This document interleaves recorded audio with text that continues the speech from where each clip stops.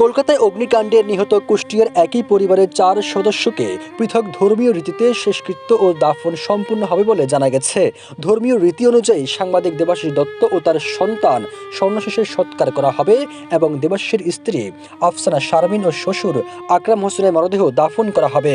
প্রথমে মরদেহ দেবাশিসের বাড়ির সামনে এবং পরে কুষ্টিয়া শহরের থানাপাড়া এলাকায় আফসানা শারমিনের বাবার বাড়িতে নেওয়া হবে।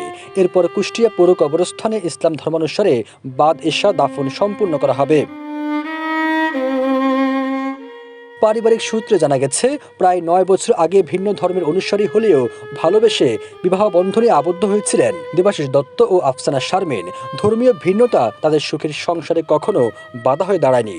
মহিমা ও স্বর্ণশীষ নামের 2 সন্তানকে নিয়ে তাদের ছোট্ট পৃথিবীর ছিল হাসি খুশিতে ভরপুর। ভারতের কলকাতার মির্জা গালিব স্ট্রিট হোটেল শিখা ইনে অগ্নিকাণ্ডে নিহত সাংবাদিক দেবাশিস দত্ত সহ 6 বাংলাদেশি মরদেহ শনিবার দুপুরে দেশে পৌঁছানোর কথা রয়েছে। সবুজ আলম, ইত্তেফাক।